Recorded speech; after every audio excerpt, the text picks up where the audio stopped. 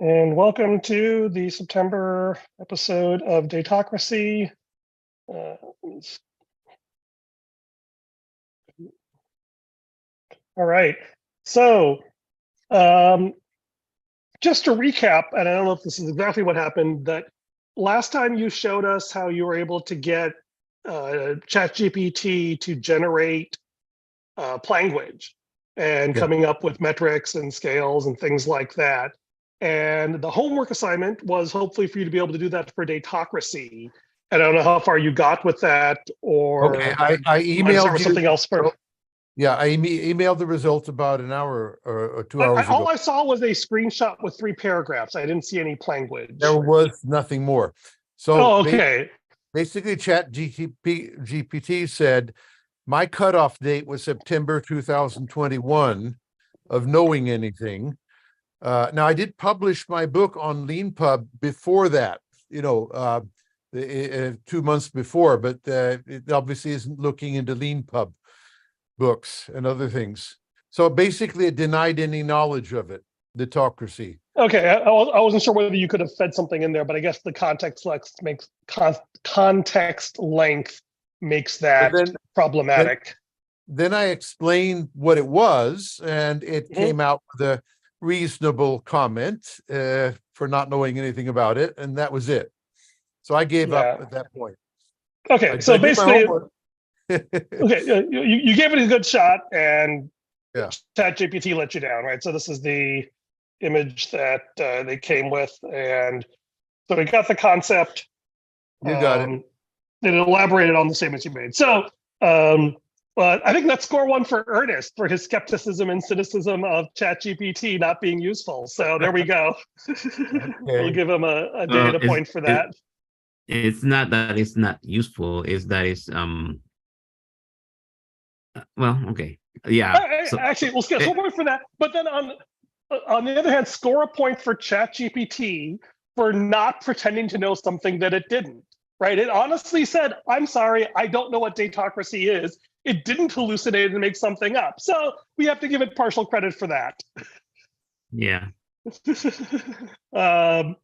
Anyway, and the my main area of skepticism is that it is a highly capable tool that we will have to whose use is and purpose is difficult to verify.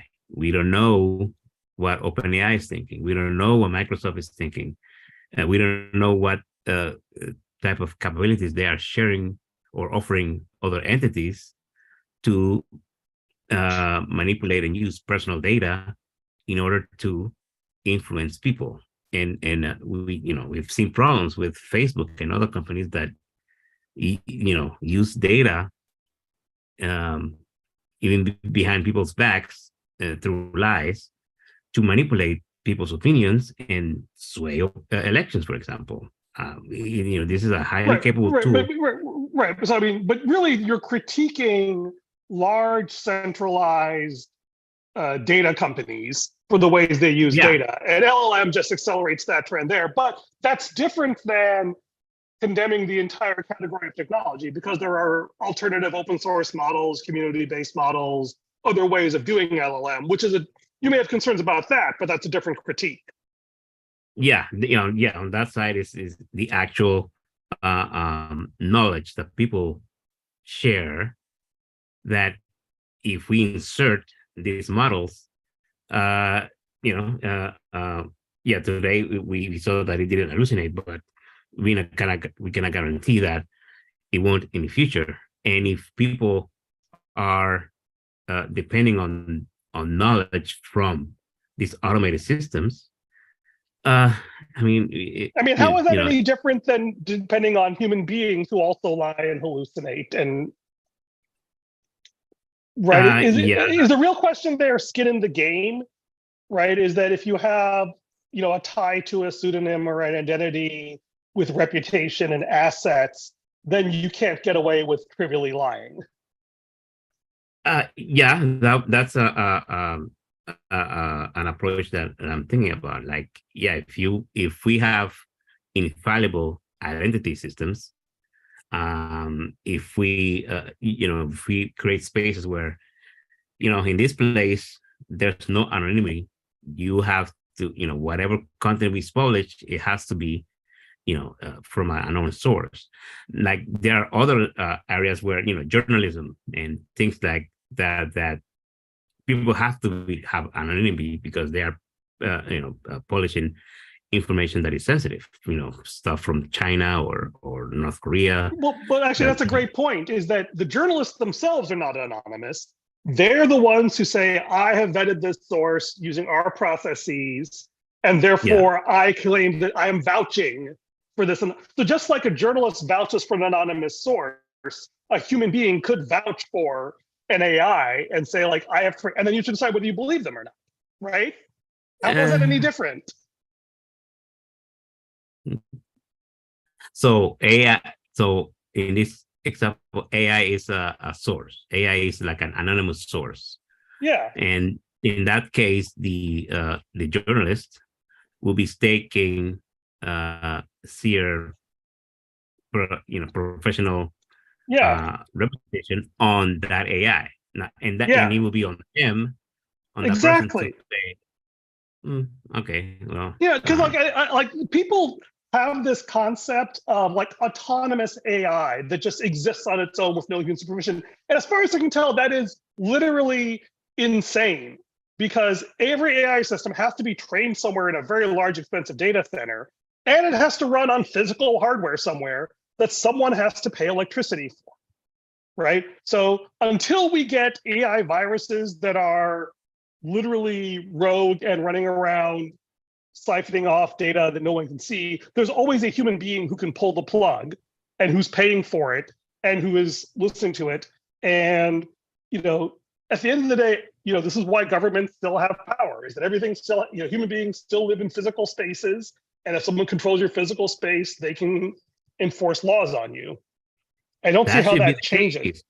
Well, that has to be the case. I don't see how, until we get to AI viruses that are self-replicating and stealing cycles that people can't see, but that's still a long ways off. Yeah, but one of the issues that I have is that the term AI is used to kind of like obfuscate or defer responsibility. So people say AI is going to rule the world. AI is going to take jobs away. AI is not taking any jobs away. The companies who have those AI systems are the ones who are deciding, oh, the AI is good enough for us to be able to fire people. So, but they don't say that, oh, Microsoft is going to hire fewer programmers because of AI. They just say AI is making it possible it's taking jobs away. Well, so if you're arguing about imprecise language, then I think we're playing right into Tom's hands about language and precise definitions of terms. No, I'm arguing about the motives of this.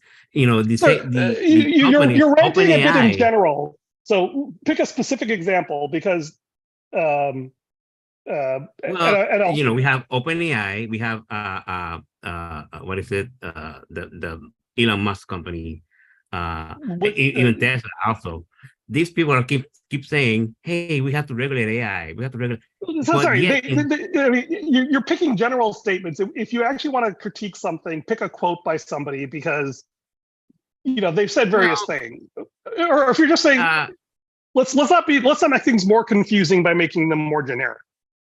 Well, sorry, lots of people say lots of stupid things on the internet. I mean, that is just the nature of reality. If there's something, and there are people who are trying to be more precise, more focused, more thoughtful, more critical. So rather than reacting to the idiots who are just spouting nonsense, let's try and be the alternative that is focusing on what is actually functional. In fact, this is maybe a good chance for me to get into a little side rant on something constructive. And you can critique that if you want, because I think that would be interesting. Did you see this link, Tom, I sent about democratic fine-tuning? Oh, sorry. When did you send it? I don't recall. It was probably, I'm not even sure if I sent it actually or not. I may have put it in a chat somewhere, but I see it now. This is a company, an organization I think they've gone through a few different names. They're now called the Institute for Meaning Alignment. But this is a bunch of people who about 5 or 6 years ago left social media because they were appalled that social media was pursuing, that Facebook and Google and whatever were all pursuing this lowest common denominator, just serve people whatever, will make them click more, whether that's ads or posts or whatever. And they said, and the complaint was, well, we have to have some objective criteria for how we serve stuff. And they basically said, well, that's kind of lazy. Like, because people may click something now, but feel regret about it an hour later, or the day later, or a month later, or a year later. And why don't we try and make it easier for people to reflect on what they really want out of life and give them that, rather than just appealing to their immediate base instincts. So that was kind of this idea of trying to find meaning and values.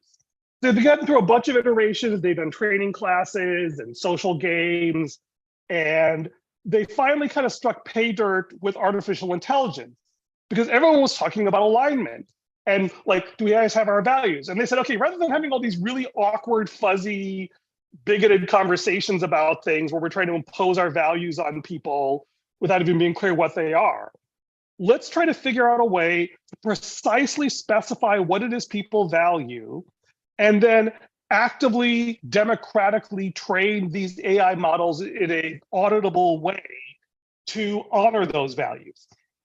And they can't claim that they don't claim that they've fully solved the problem, but they've at least come up with a plausible approach that is trying to solve the problem. And I think it's a great example of trying to be precise and well-defined and practical, and try to make sure that human beings and society as a whole is included in this process, rather than having random autocrats make decisions. This looks very. Yeah, and I'll just maybe give a little 3-minute overview of this, and we don't have to go into it further if you don't want to. But the basic idea is that they say, like, okay, we have these large language models that are sort of inscrutable. How do we make them wise? And so the idea is wise is something that reflects our best values. That's kind of the way they define it. So, well, how do they define that? Well, they do a couple of things. Is they get people to encode values in a way using natural language that. Hey, that's okay. Okay, I've been talking about that for months, but. Yes, but what they do is that rather than trying to come up with a formal system, is they do it using a dialogue with ChatGPT, where people talk with ChatGPT and it interacts with them and says, okay, people have said things like this, do you agree or disagree? And they go through this conversational dialogue, and they've tried to design the process so you don't say, well, I just want to make sure that, I have a relative that, that we don't want the Jews taking over everything. It's like, okay, that's not a great value because that's very zero sum and racism also, but you have this dialogue. You say, okay, well, why do you want that? Well, because they only care about themselves. It's like, oh, okay, so your value is you want to make sure that one group that doesn't care only about itself exerts power over other groups. Well, yeah, of course. Well, when they say it that way, that's a universal value that lots of people can agree on, as opposed to a one-sided value. And so they kind of push this idea. And then that's the idea of selecting wiser values, of having people work through these conversations. And then you can look at them and say, oh, okay, when I have these values here, maybe I can figure out that these values are, this the other thing is that they focus a lot on context, right? So when you're in a business context versus a personal context versus a political context, the answers, what's wise can differ, right? Like if you're with a friend, you may want to think like, well, I want to just support them emotionally, whatever they're doing, right? But if you're working with, say, a psychopathic serial killer, you don't want to support him in whatever he's doing. You want to actually help guide him to surrender his agency to avoid doing something horrific, right? And so this idea of trying to understand what values make sense in which contexts is what they're trying to do. And they're trying to leverage all the richness of these LLMs and models to capture the context and the value that people care about and ramp them into something they call the moral graph. In this way, we can understand which values users collectively deem to be important in a choice and which values for each thing are most comprehensive. And the idea is that they build this as a series of dialogues, almost like a game or a thing where, and interestingly, and this is probably, I'll stop here as the connection to Datocracy. One of the things I've always been worried about with Datocracy is how do we figure out what to ask people about and survey them on? Because the number of dimensions becomes potentially infinite, and it's really easy to bias the outcome by narrowly focusing on a small set of dimensions. And so what they're trying to do with this is essentially create an open-ended system where you can present real situations and get people to leverage all the past history and conversations, but then interact and say, okay, in this situation, what do you think are the important values? And then you have people using, instead of having to have the, n times m problem, getting all these people to talk to each other, you can have each person interact with the collective sort of moral graph from prior conversations and refine that and apply that. And you can even have a small group do it, in tandem or in parallel. And this is a really intriguing perspective on what Datocracy could look like in a scalable way. So I will stop there. We can discuss it or not, depending on what people want to, but I thought this was worth calling out. Very, very much so. I'm looking forward to reading it and studying it. Looks perfect for me. All right. Ernest, any thoughts, positive or negative? Yeah, it is certainly interesting, especially with the context thing. I've been saying that context is king. Depending on what's happening, you have just like you described, like interacting with a friend or colleague versus a person who is different. You have to qualify all those items like behavior and the outcome that you want to attain into specific context or object, that object, and that's how you make a decision. You have to put all those things together and make a systematic way of making decisions by having all the data available, including your principles and the values, the outcomes, and other attributes that are pertain to that.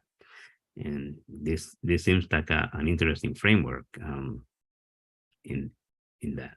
So yeah, another thing I'll say that you might like is they coined the phrase artificial sociopaths, because most AI that people talk about, it's an artificial sociopath. It has no emotional weight. It just says whatever it thinks you want to hear without any concern about long-term consequences. And that's how we typically train our LLMs, which is, I think, one reason why hallucinations and all these things. And he says, okay, what's the alternative to that?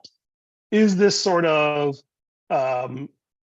democratic wisdom, is where you actually chain these models to sort of a social conscience that people deliberately train. And there should be standards in how to train it, so that we can reduce bias. I believe that there was a situation where a person that is non-white was tagged as a criminal because of the facial recognition system wasn't trained on people on a diverse set of individuals. So right. If we're going to entrust the enforcement of law and things like that affect people deeply, then and if we call all those things AI, there has to be some sort of standard training and verification. Like before you put something out there, it has to go through some sort of verification. So that we can an airplane has to be pass all kinds of FAA tests and whatever. A Tesla vehicle should do the same. Right now, we don't have that with this automated guidance system. But all these systems that if we're going to move towards everything being digital, and if people are going to trust this, right, especially people who are non-white and women or whatever, if they're going to trust that, put their lives in these systems, we have to show that yes, this system has passed these standard tests, and it doesn't, or the incidence of false identification of individuals, it's minimized.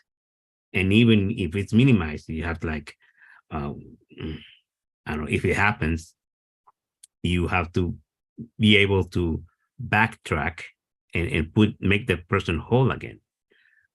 And I don't want to stray too far, but we have seen cases where a person is convicted of a crime, and yet it has been proven that either the prosecutor or the police were negligent and even malicious, but for some reason, the person still has to be incarcerated or whatever, because I don't know, we say the system is the way it works. So I don't know if institutional inertia. Yeah, right.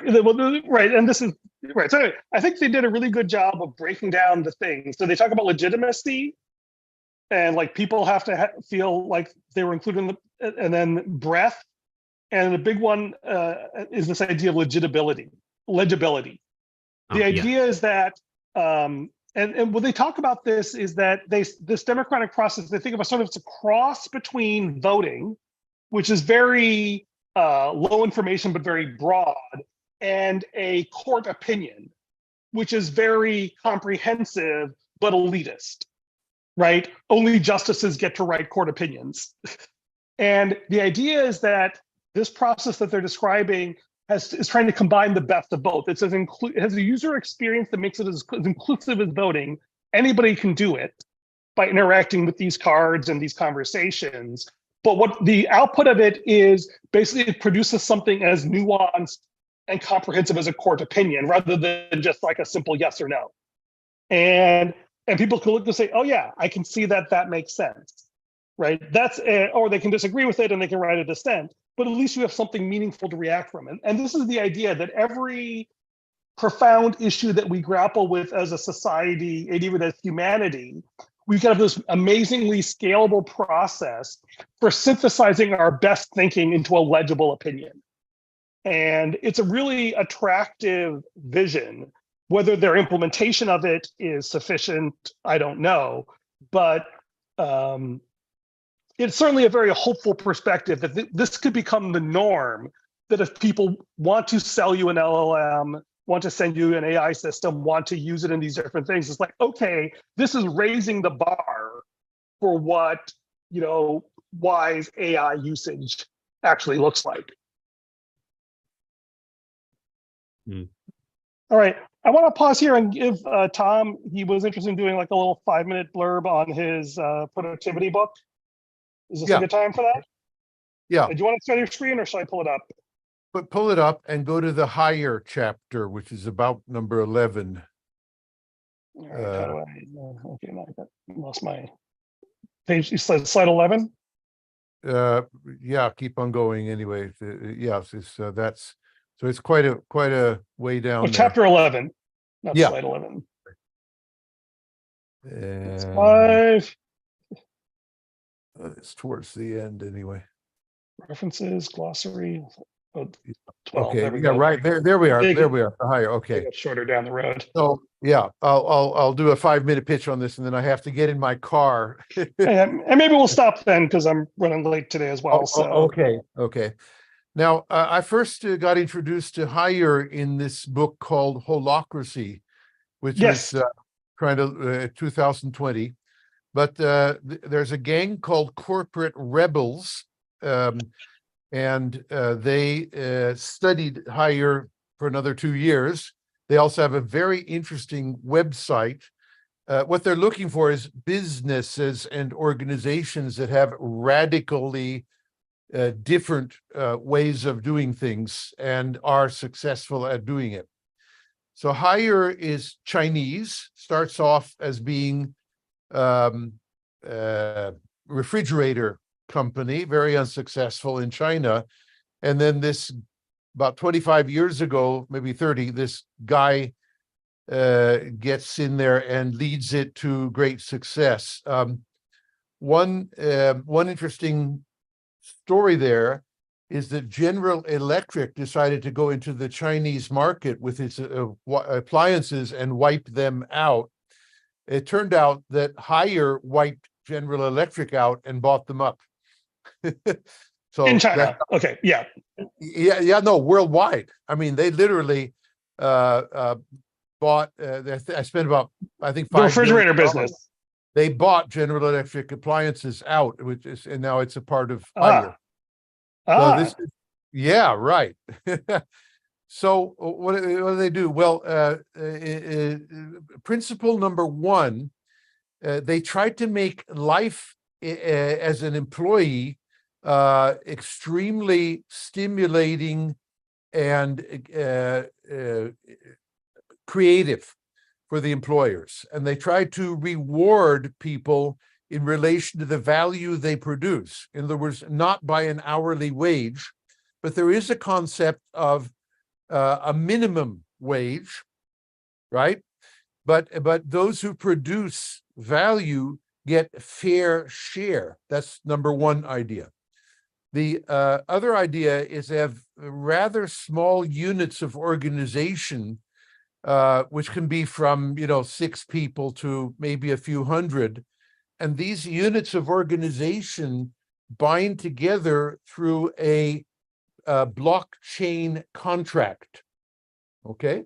And the blockchain contract says what their common goal is quantitatively and what rewards will be divided amongst them if they attain the goal. And in a sense, they also have no middle management or no middle managers. They have top managers who create the environment. But the real boss of anybody is the goal, which they voluntarily say, let's work together and let's go for this quantified goal, whatever it is. And so the organizational units, they bid to get together with other ones to work towards the goal. And if they're successful, they split the spoils, which if they're extremely successful, and some of them are, they grow into huge international corporate entities, then actually employees can get very rich. Let's see. Looking down the bottom right there, I talked about number one, knowing your goals, but number two, maximize human value and productivity and value sharing. And then the last principle is they're extremely customer facing. They take, every unit there has to sort of be almost living with on a daily basis their customers and potential customers. So they're really sensitive to what the market wants. And, that's like their number one religion is figure out what the market really wants and give that to them. So that's enough. The book is well worth reading if you want a very detailed model of a very successful new age organization. And one quick question I had about that, I know you have to leave momentarily, is do you think this would work in a rapidly evolving technology space where you need to make some long-term bets? Or is this something that's well suited for a mature market like appliances? Yeah, no, I think it's absolutely especially good in new technology startups and that kind of thing. Interesting. Okay. I have a Yeah. question Let about me the let me get in terminology. my car and I'll call you up and join you, but I have to go now or I'll be late. All right, Ernest and I will keep talking as long as we can, and then if you can join us again, great. If not, we'll just All drop right, off. if I don't find my way in, And let's say our homework for next month will be to read through the democratic fine-tuning paper, and maybe one of us can volunteer to pitch a summary for comment. okay, good. Please do Okay. that in writing. Okay, yes. Moment. Bye, Tom. Ernest, you're going to say? Well, I had a question about the term that he used. Maybe we can ask it when he comes back, but it's related to blockchain contract. I wonder if the term was smart contract, because I've never heard a blockchain contract, right? Yeah, I'm pretty sure that means the same thing. A smart okay, I see contract. that. Yeah. Blockchain. Define the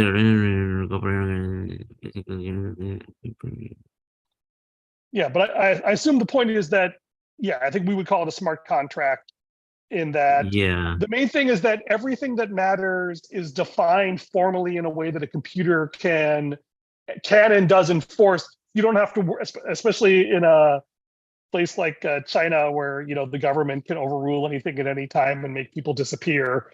It's an interesting way to avoid corruption, right? Is that like it's all a public, automatically enforced record. Someone can't say, well, I don't think you met your number, so I'm only going to give you half, or I'm going to give my nephew more. It's all public and transparent and automatic.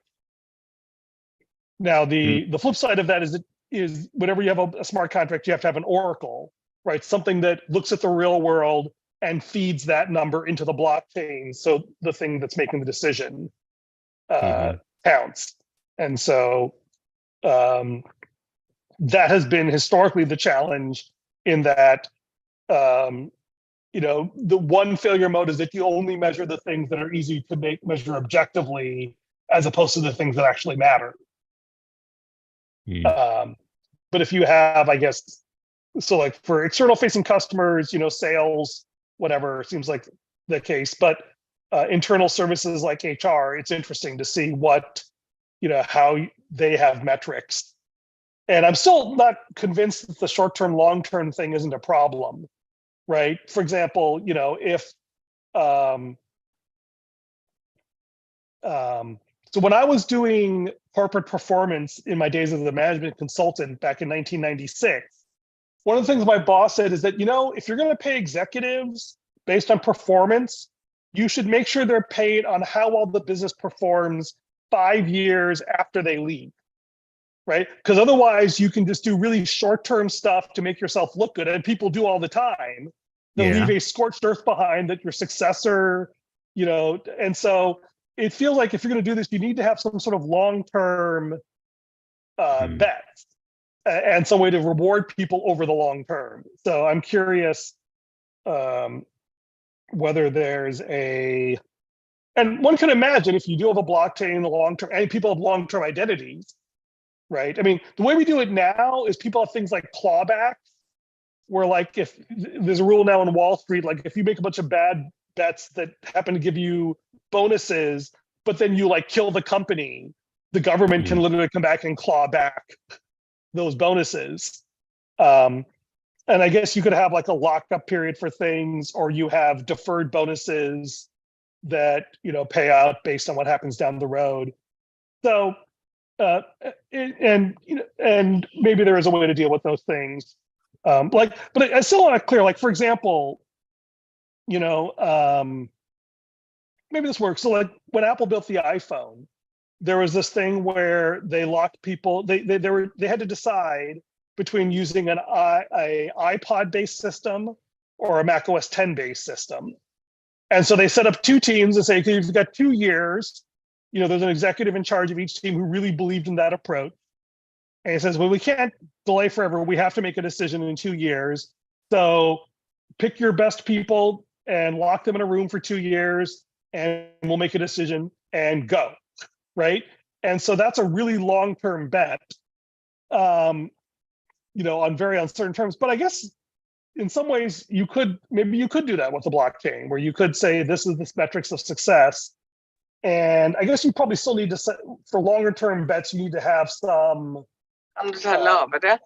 transparent process if you have to make changes, right? Because if the world changes a lot in 2 years and you have to reset some of the parameters of success, might be important. Anyway, Tom, are you back? Are you able to talk? Yes, I am. Can you hear me? Yeah. Yeah. Yeah. So we were discussing this word blockchain contracts. Is that basically what is typically called a smart contract in the Ethereum world? Or is Yes. there something? Yeah. The point is, it's digitally provable whether it's in its original format and not been altered. So it's trustworthy. Right. So so we had a couple questions about that. One was there's always this chance. The failure mode is that you only reward what you can measure, and how do you make sure that you're measuring the right things? And are all the right things able to be measured in a way that can be fed into a blockchain contract? Okay, so the simple answer is this has been operating under an extremely wide variety of conditions for 30 years. So the simple answer is yes, they have no problems with that. They're very good at quantifying the goal. I would say they're in line with my own thinking of how to do it, to make a long story short. Okay, and yeah, it's still, I still have the question. It's like, okay, I can see how this works in a mature industry where the objective measures of performance are known in advance and well defined. Right, refrigerators need to be more reliable, more customizable, whatever. But the whole idea of disruptive technology is that it changes the measures of performance. And therefore, you don't know in advance what the new measures of performance are until you find them. But maybe that's just an artifact of our legacy systems, and that if you are close enough to your customer, you can just encode the measures of performance that they care about, and it'll organically emerge. I don't know. Remember that they have extreme closeness to customers. They don't do anything complicated or academic either. It's like everybody can understand this quantified goal. So the long story short, there is not a problem there, but but we could try to find something to say how they might tackle it. Well, so again, as a product team, I can see how this makes total sense, right? But like, so say for example, what Johnny Ive's design team did at Apple, where they're playing around trying to find different tools and techniques and technologies that may or may not be useful 5 years in the future. Right. How would a service or sort of an internal service organization that's focused on long-term R&D, how would something like that fit into this framework? Okay, now, by the way, many of these small units, they're exactly that. They are pure service organizations like HR and accounting and marketing and any kind of specialty you can imagine. So they do that all the time. We can start with, this has been going on for 30 years. It works great for small service organizations who couple into this. Right, but like, Johnny Ive's design team isn't like a small service organization, like HR or contracts. It's like coming up with big ideas that have that strategic import. Okay. Okay, now I'm not sure I can, let's put it this way. They have had enormous growth and enormous profitability and competitiveness. And from a business point of view, that's a great idea, and they've done it. Well, yes, like I said, in a business of appliances, which you have not convinced me is the same thing as software or I didn't get a chance to make the point. I didn't get a chance to make the point that they started as a Chinese refrigerator company, but they have expanded into, very many other services and products. Right, but are they competing with Huawei? Are they competing with Alibaba? Are they competing in the what I would consider the technology space? Okay, not so much. Not so. Okay, I so- didn't. I don't remember any clear signals of doing that. That was left to Alibaba. Yeah. And so okay, so it's to me it's at least an open question of how, for like most, like Holacracy and the Zappos thing, it's like it's really clear that it works great for them. It's always been unclear to me, where that model breaks down. And to be fair, traditional management breaks down a lot of these places too. So it's not like there's any clear answers to this. But it is the other critique or question I had was, there's what we call the Amazon problem. Like Amazon, like this feels culturally very similar to an Amazon. You have small focus teams, 2 pizza teams that are really close to a customer, that have very rigorous, well-defined interface and things. And the challenge there has always been the architecture role, right? Because everyone focuses on what will get my metrics to work this quarter, this year, whatever, as opposed to figuring out, okay, how do we build an architecture that will last us for 5 or 10 years?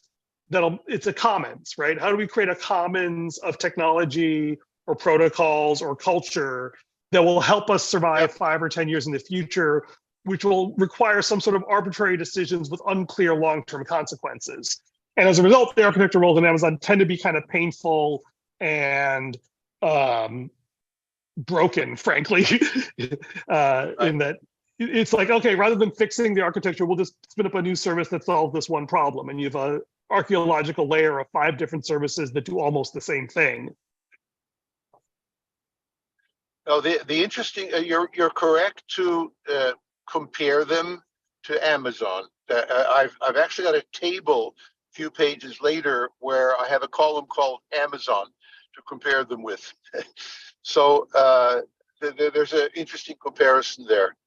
Is that in this chapter or in the reference at the back? No, at the end of well, you'll find a table a few pages down. Maybe it's after the next chapter, which is on Musk. Okay, there it is. And Tesla. Yeah, there's a table, and I haven't filled out the Amazon part, though I've read several books on Amazon. I'm not sure if somebody wants to fill out that part of the table, I'd be ever so grateful to them. I think you should be asking ChatGPT to do that for you. Yeah, right. You're right. I should do something like that. So yeah, but say now the interesting architecture here is the architecture organization, and the fact that it's been there 30 years and it is extremely successful in business terms means, and there are many other organizations emulating and copying for many years now, that you'll find that in the Corporate Rebels website, 137 other organizations they've studied like this. So it's worth studying and understanding how is this different from what we are thinking now. Yeah. Organizations. Right. And one and can I even also imagine... think Tesla is similarly worth studying.